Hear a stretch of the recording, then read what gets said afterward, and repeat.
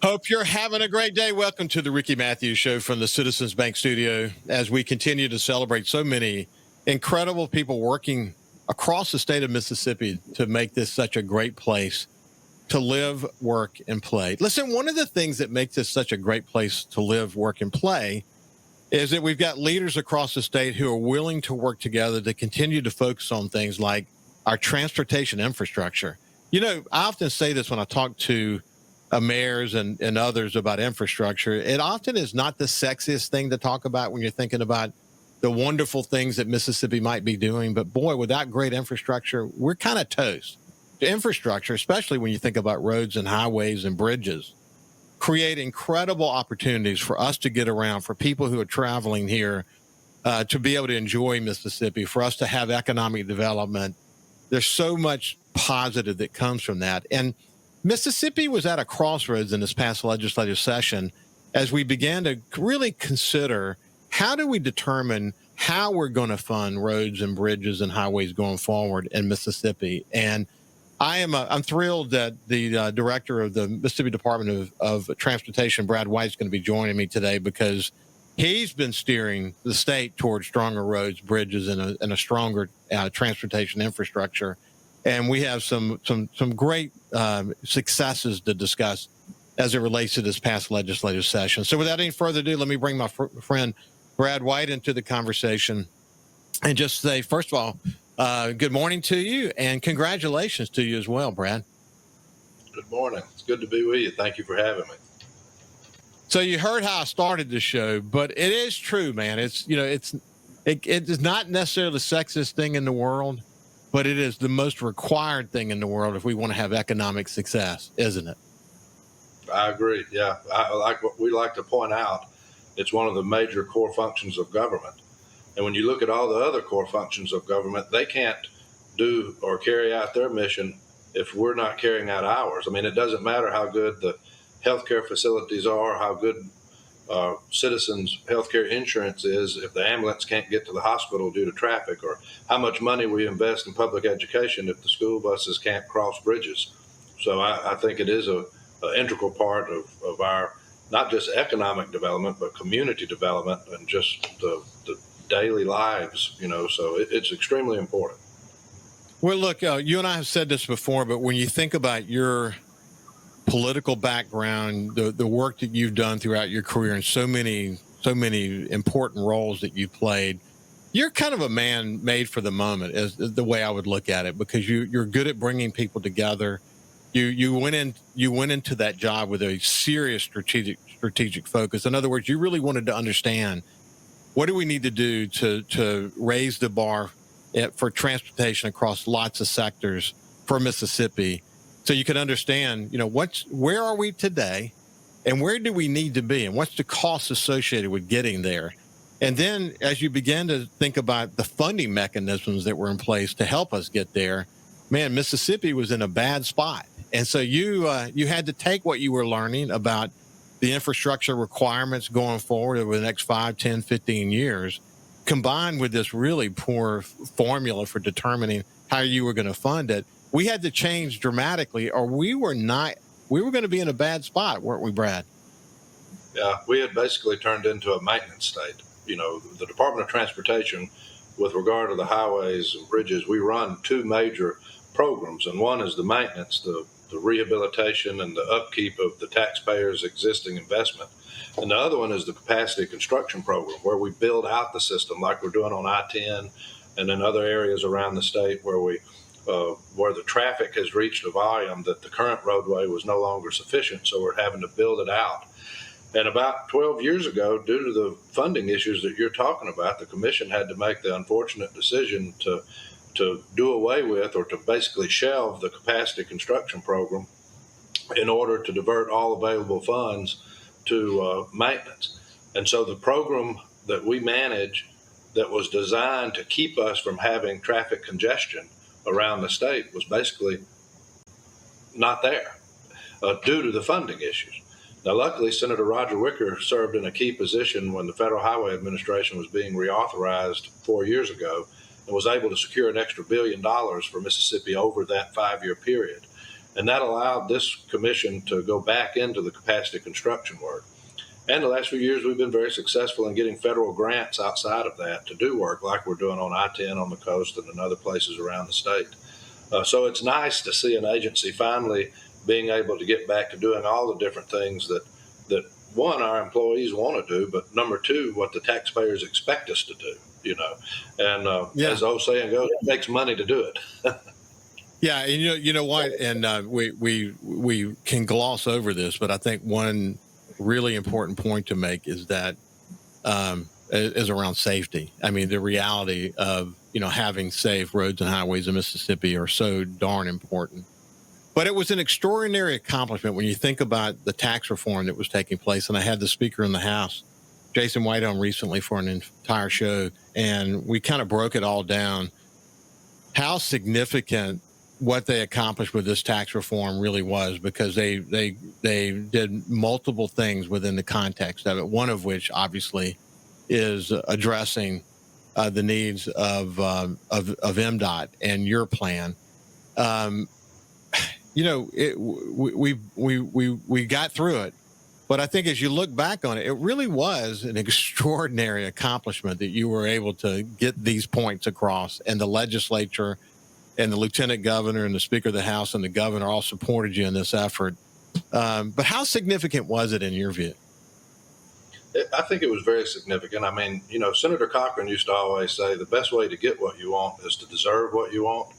And so we went to work here within the department to try to be, one, transparent, which you'll care about that with your past life. All of our commission meetings now are live streamed and archived. Anybody can go on and watch them in real time or later.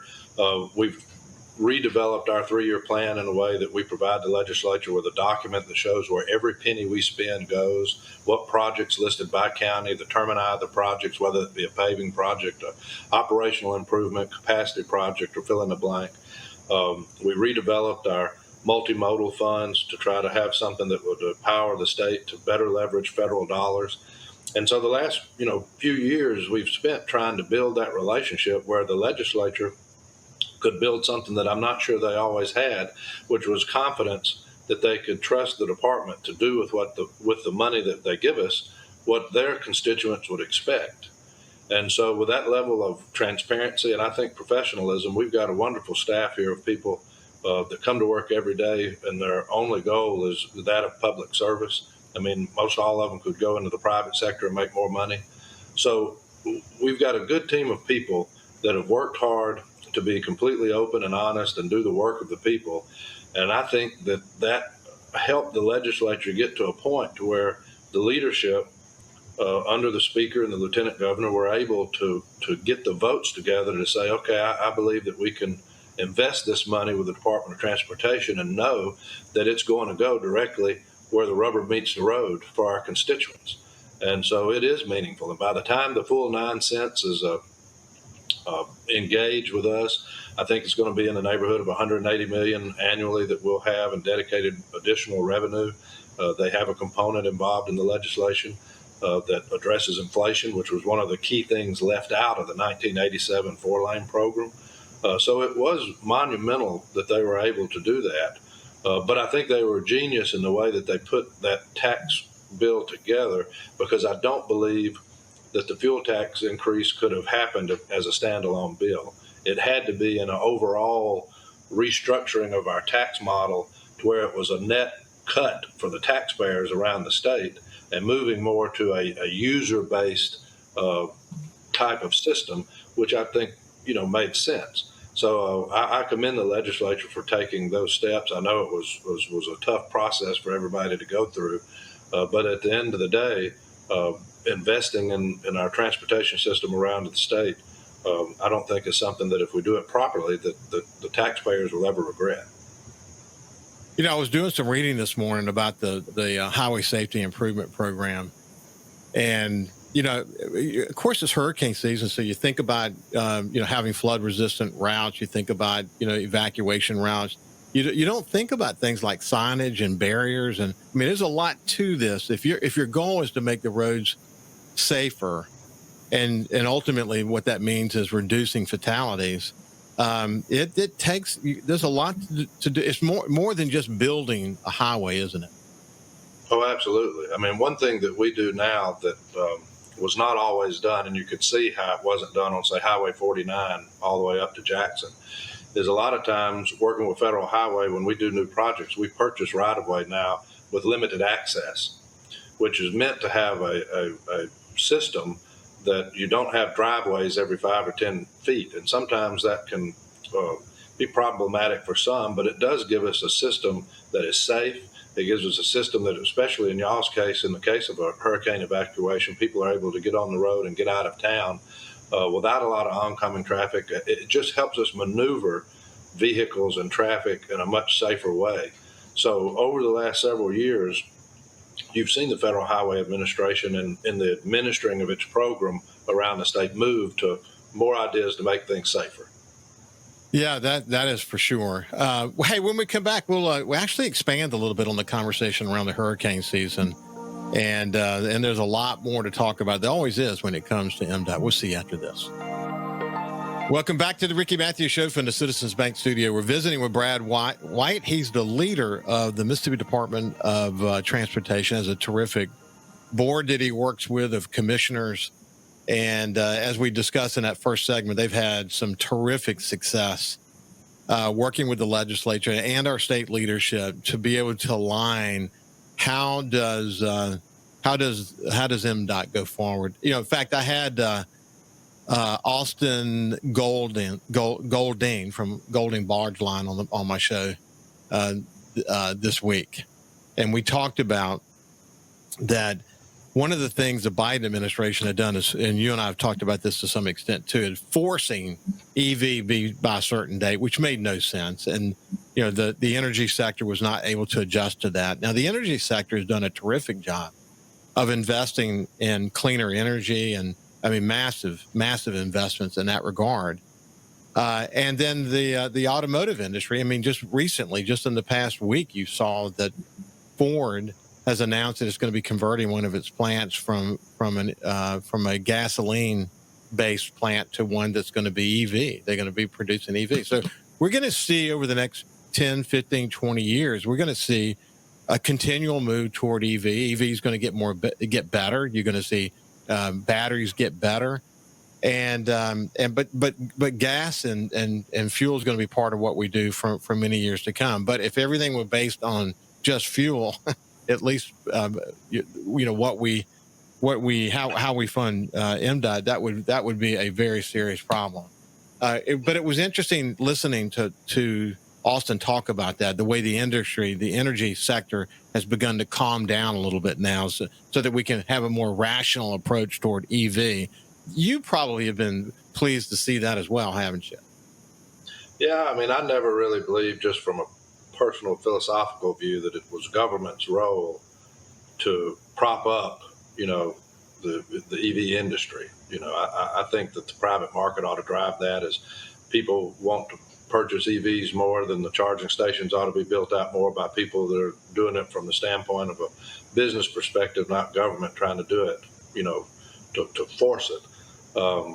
So I think the moves that the Trump administration has taken, especially with regard to the USDOT and all of our programs, have been in the right direction for sure.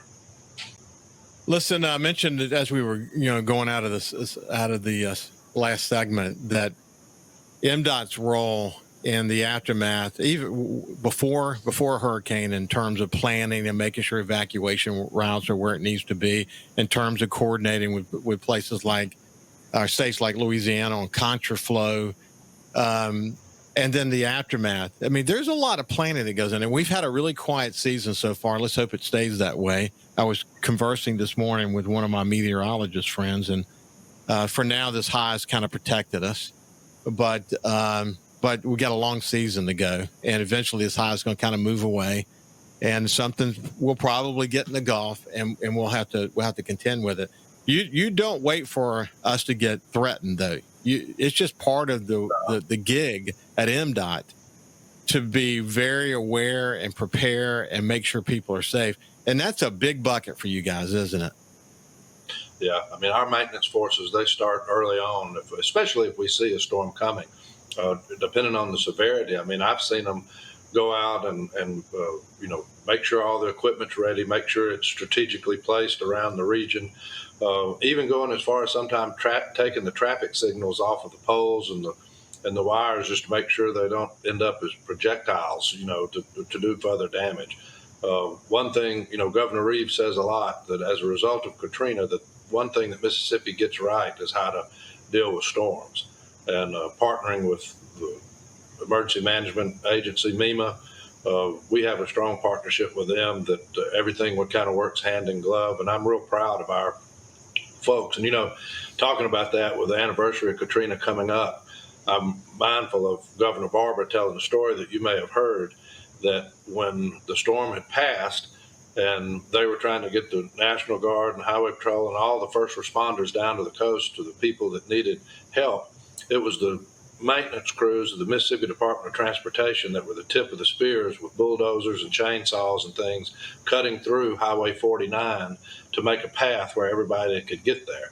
And our first responders are they're always out in the weather when it's the worst, and away from their families and also away from their homes that need to be protected. And oftentimes during those things, I'm really proud of them and the work that they do and the way that they carry out what they're required to do. Yes, as you well know, Marcia Barber was with them on that initial wave down to the coast. Right. And so in her recollection of that, she talks in great detail about that experience of slowly but surely working her way down Highway 49 and who was there. Haley wrote about it in his book for sure. It really shows how important the role MDOT played was to get down here, but also, with the National Guard and others working together in that regard, it was an important moment. And, Henry Barber was on with me recently, Haley's nephew, Henry well. He was the executive director for the Governor's Commission on Recovery, Rebuilding, and Renewal. And we had a terrific show where we just kind of looked back. And one of the things he shared was Haley tried to talk Marcia out of that. I mean, Marcia, just was determined to get down here. And then once she got here, the story is kind of famous. While Haley was going back and forth to Washington and also back and forth to the coast, she was on the coast literally every day for weeks, if not months. And she was his ears, eyes, and heart, the way I wrote about it in the foreword to his book, for Haley. And it was amazing. And oftentimes people didn't even know who she was, Brad. They just, she was there to hug and she was trying to help. And many of them had no idea she was the First Lady, which I think is such a beautiful thing. But yeah, that story's been well told. And it is how when organizations work together, it can tell a great story, isn't it? That's right. Yeah, this is a team sport. Regardless of what anybody else says, it's a team sport, and it takes, especially after a disaster such as a hurricane, it takes all hands on deck and everybody pulling the wagon in the same direction to make any progress whatsoever. Hey, listen, I've been noticing there's a lot going on across the state. I mean, you can widen this aperture a little bit, but I read this morning about Route 43, the repairs in Rankin County, and that's a big win for commuters. Looking at the widening projects that's happening down here on I-10. I mean, it's a very significant inconvenience, but boy, once that thing gets opened up, we already know in areas where it's wider how much better flow it is. But those are just two examples. There's examples all over the state, but there's a lot to track, isn't there? Yeah, I mean, we've got a big project going on in Jackson County, Highway 57. That's one of you were talking about safety earlier. That's one of our safer streets models that comes with some of the Federal Highway Administration's programs, where we'll control how the traffic can flow and turn on that highway. It'll serve as a major hurricane evacuation. And once completed, I think will be a great addition to the area and the community. We've got Highway 90 in Jackson County. That's an upcoming capacity project that we're working to move towards the construction. We're in the middle of work on Highway 49 in Harrison County, I-10 in Hancock and Harrison. The commission just awarded another safety project is about a $68 million project on Highway 67 there in Harrison County from Biloxi back around to 49. So all total, I don't have the list in front of me, but all total, I mean, we have probably over $500 million worth of just capacity type projects in the 3 coastal counties. So that's not counting the maintenance, the bridge projects, operational projects. That's not counting the rest of South Mississippi. We have, last few years, every year, we've broken the record of the year before in awarding the most contracts to push work out. And I'm happy to report to the taxpayers that 97% of our $1.58 billion budget in some way is connected to a project, whether it be with rail, waterways and ports, public transit, aeronautics, highways, or bridges. In some way, 97% of our budget touches an actual project. And I think that's a pretty good accomplishment that our team's been able to do. Yeah, it really is. One of the things I noticed as I was kind of preparing for this discussion, when you think about, I-20 and I-55, how much traffic's there when there's an accident, how big a deal it is. I think that MDOT does a really good job through its social media channels to try to inform people about what's going on. But, I would say social media and just the way you communicate with the public has changed over the years in a way that at least designed to help people understand better what's happening. You've put an effort into that, haven't you? We do. Our public affairs staff does a good job of working all the various social media accounts, Twitter, staying in touch with who I consider our partners in the media. I mean, without the media, we wouldn't be able to get a lot of our messages out to people. The thing about what we do, unfortunately, is even in the best of circumstances, we're an inconvenience to people because all the work that we're having to do is right in the middle of where people are trying to drive and commute to work or school or church or just conduct life. And so in the best of circumstances, we're an inconvenience. So I really do appreciate the level of patience that most of the traveling public give us. And, you do pay a little short-term hassle when we have work zones up and around, but the long-term benefit so outweighs it, It really does. Listen, when we come back on the other side, we'll continue our conversation with Brad White. We'll see you after this. Welcome back to the Ricky Mathews Show. We're visiting with Brad White, who is the executive director for the Mississippi Department of Transportation, someone we really enjoy checking in with because he's got a finger on the pulse to what's happening really across the state of Mississippi. One of the areas that we probably should mention is, people don't talk enough about what's going on in the Delta, but there's always something happening there. And you got any news from the Mississippi Delta? We do. Commissioner Willie Simmons will be cutting the ribbon on the completed project of the Highway 82 Greenville Bypass, as it's been called. That's a $200+ million project that rehabilitated a lot of the highway system up in that area, helped get major truck traffic off of downtown streets, make things a lot safer for the commute across the state. So that's a big project that's coming to that area. And we've got projects like that all over. The legislature has been very good to us, not just in our recurring revenue this past session, but over the last 4 sessions, they've probably given us about $1 billion in one-time money specifically for major construction projects. So we have Highway 15 in Tippah County that's under construction widening, in Union County, looking at projects in Pontotoc County, Highway 19 in Neshoba County that's being 4-laned and widened, work here in the Metro Jackson area, work over in the Warren County area where we're redoing an interchange and widening roads there, Highway 25 in Rankin County, I-55 in Madison County. So there's a lot of orange barrels around Mississippi and throughout a lot of places. But yeah, Commissioner Willie Simmons, that's been one of his big targets, is to try to make sure that we're being very purposeful in our investment into the Mississippi Delta. So not just with the Greenville bypass, but looking at improving the sections of Highway 61 that remain 2-lane, Highway 27 that's a little closer down to Warren County area. That's one of the that is bad need of some safety improvements.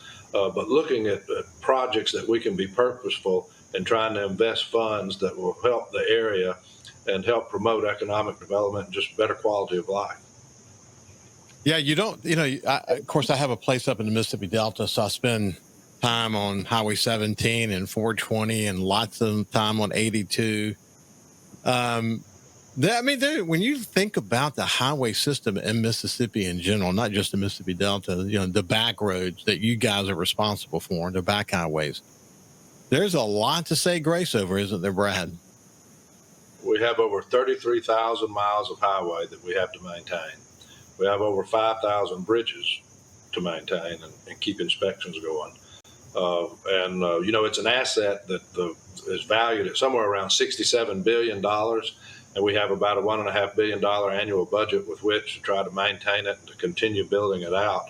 So while we have one of the larger budgets in state government, we also have more to say grace over than most people. And what we do, unfortunately, is it's expensive. Our types of project cost money. But the legislature has been very good to us. Our congressional delegation, Congressman Thompson, Senator Hyde-Smith, Senator Wicker, Congressman Kelly, Congressman Ezell, and Congressman Guest, all of them we have a good team in place. Transportation is something that crosses all party lines and everything. There are no Republican or Democrat bridges or highways around the state. And so it's something that, as you mentioned early on, it's one of the major core functions of government, and something that's pretty easy if we just do our business right and we're transparent and forthcoming with things. It's pretty easy to get people to be willing to invest in it because it helps all of our state. And I'm real appreciative of what we've got going on now that's just due to that type of collaboration. Well, listen, man, it helps you. It helps you because you've got state government experience. You understand what's happening in Washington. When you go to Washington these days, how much different is it than it was before? Is it noticeable? Do the conversation, are they different? Talk to me about that. Well, I go back and, the Mississippi delegation and staffs have been pretty consistent. They like seeing people from Mississippi coming to visit, regardless of which office you're in. All of them, my experience has a heart of public service, and they're there to listen and to help and want to know how they can help. And so from that sense, it's been very consistent.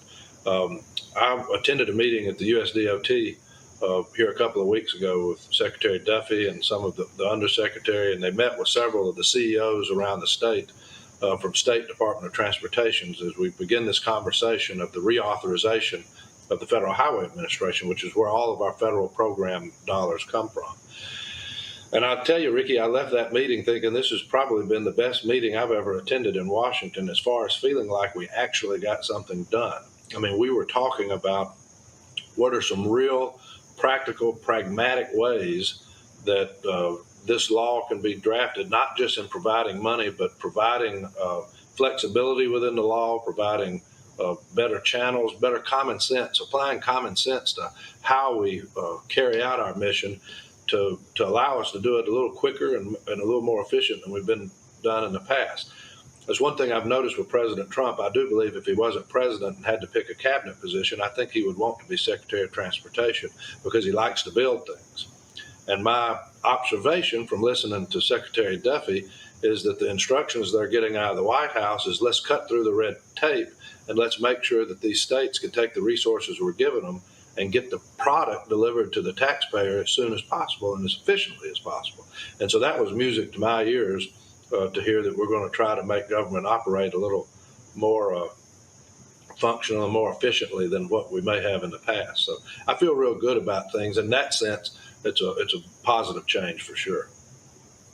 To me, it's been fascinating watching President Trump pick his cabinet, the kind of people that he's brought in, people like Sean Duffy, for example, people who are really loyal to the policy direction of this particular White House, and also who are incredibly good communicators.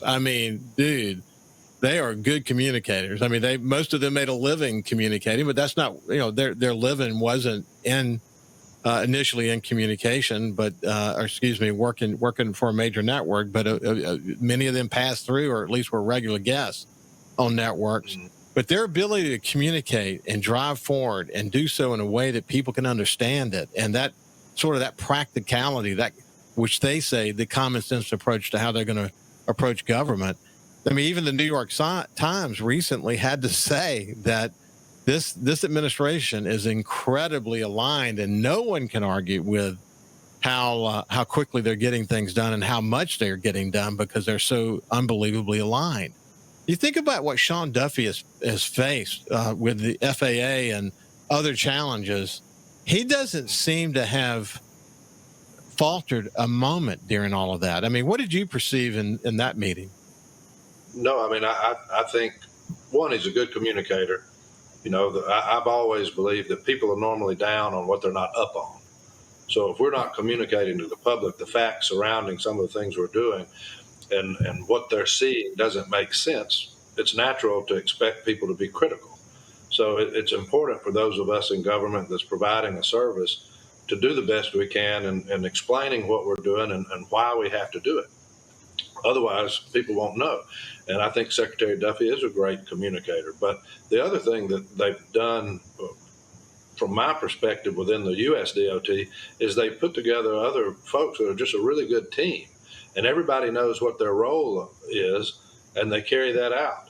And so just like here at the Mississippi Department of Transportation, I'm not an engineer. So I don't get involved trying to design bridges or highways or arguing with engineers over the technical stuff. We let our professionals be the professionals that run that. And the engineers don't get involved in trying to deal with the legislature and secure our budget and do all the things that I do. So all of us on the team have a specific role that we provide that collectively allows us to meet our mission. And when you can have a well-oiled machine where everybody's in their lane and everybody's talking with one another and moving forward together, you're able to accomplish a lot more. And I think the taxpayers see the benefit of that. And so in the end, it helps us come back to the well the next legislative session. And kind of what I mentioned earlier about Senator Cochran saying, deserving what we want and showing our needs and being able to receive the resources yet again to go back and do more. People are down on what they are not up on. People are down on what they're not up on. What a beautiful statement. Where did you get that from? That was another Thad Cochranism. Senator Cochran would say that too. So, gosh, I had the benefit of having many editorial boards with him over the course of my tenure at the Sun Herald. Had a great relationship with him. He would always lead the editorial board meeting, especially when there were challenges here in coastal Mississippi, and he'd say to me, "Let me know if there's anything I can do to help you." And when he said that, Brad, he meant it. He really did mean it. But I actually never heard him say that specifically. But people are down on what they're not up on. I mean, in some respects, in this political environment today, people almost don't want to be up on it, because if they were up on it or admitted they were up on it, they would not be down on it. They would have to say, you know what, that actually makes sense. And I bet even the Department of Transportation CEOs from blue states leave a meeting like you were just talking about a few minutes ago and say, that was a pretty good meeting. I mean, they have to admit it. And I love the point that you made that bridges and roads aren't Democrats or Republicans. Well, and you're exactly right. I mean, that was another positive thing that I saw. All of us were sitting around the table facing one another with the leadership of the USDOT at the end. And you wouldn't have known a blue state from a red state. Everybody was together. I love that. We need to learn from that. Hey, when we come back on the other side, we'll continue our conversation with Brad White. We'll see you after this. Welcome back to the Ricky Mathews Show from the Citizens Bank studio. And as I said to start the show, one of the things I hope that you get from this meeting, this conversation with Brad White, the executive director for the Mississippi Department of Transportation, is how committed he is and how committed his team is, how committed his commissioners are to building strong roads, bridges, and safer futures into the infrastructure of Mississippi. I think that's very clear. And we celebrated, Brad, a bit about how you were able to get some big wins as it relates to funding for the MDOT out of this tax reform session that we just had. But that's not the end of that. I mean, that's the beginning of something really important. But this whole issue around funding mechanism, it just doesn't, just go away completely. There's more to do there, isn't there? Oh, absolutely. I think that this is a wonderful step in the right direction. And once fully implemented, will give us not just more money, but it gives us more money in a reoccurring fashion so that we can plan better and budget better and get more projects out to the streets. But you're exactly right. Our business is ever changing. Costs go up and down, and I do believe that eventually we've got to have a conversation about diversifying our funding model. For so long, we've had most of all of our eggs in the basket of the fuel tax, and as cars are getting more and more fuel efficient, as the growth of EVs happen, as the costs just go up, the cost of doing business, we're going to have to do what other states are doing, and that's looking at other options to secure funding that maybe collectively can eliminate the budget shortfall that we may have. And so I look forward to having those conversations with the legislative leadership about how do we do that. And there's a lot of different options that we can look at and talk about, Hey, listen, I'll look at you in your past. I see you happy in what you're doing. I see you motivated and great successes that are happening. And I get the sense that you're in great sync with your team and all. What's next for you? Do you see yourself, being a political leader at the statewide level at some point? No, I like what I'm doing. I enjoy kind of being behind the scenes. I feel like we're accomplishing a lot at the Department of Transportation. And as long as we have a good team here, and as long as I feel like we're making a positive difference, then, I'm very satisfied with where I am. Every job I've ever had kind of came to me. I'm proof that God takes care of fools and babies. Every job I think of that I ever kind of went after and pursued, I wasn't very successful in getting. So I've kind of learned through life that you just be happy where you are and do the best you can. And when it's time for a change, the Lord will figure that out and bring it to you. But right now, I couldn't ask for better people to work with. I couldn't ask for, it's easy to understand what we do. Everything we do at MDOT is tangible. We can walk out and touch the end result of what we're doing. All my life in politics, you hear politicians talk about how government ought to be run like a business. Well, government's not a business, so it's two different entities. So that's not always easy to emulate or do. But with what we do, we are very much like a business. We have a board of directors and the Transportation Commission that oversees what we're doing, making sure we're doing things right and making sure we're not misappropriating funds and help setting policy for the agency. They hire a CEO that works with a team of professionals to deliver a product to a consumer, and we're graded on how well that product is delivered. So in that sense, it's something that we can set our own metrics and judge our success or lack thereof and make adjustments. And just carrying out that type of strategy and working with people that you enjoy working with, I don't know where I would go to have that any better than where I've got it now, I think you said that wonderfully. And coming back to the point about people are down on what they're not up on, one of the things that you've done with your strategic planning inside that organization, the work that you're implementing now, the relationship with our Washington leadership, the relationship with the legislature and state leaders in this, you're right, it's not a business. So much of what you do involves massive collaboration across so many different entities. You've got local governments you have to work with. It's a multifaceted job that requires you to constantly be aware of how to best communicate what you're up to, because it's complex, so that they can be up on it and support you. And that takes a full-time communicator. So we talked about Sean Duffy and the people that are surrounding the president, but if you didn't do what you did, Brad, in the way that you do it, you're a terrific communicator yourself. I don't think MDOT would be realizing a lot of the successes that they have today. And I know you wouldn't say that about yourself, but that does drive you.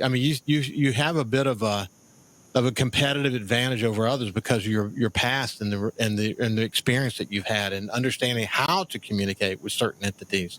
It's a terrific advantage, and you're playing it very well. So it's been fun to watch you do that.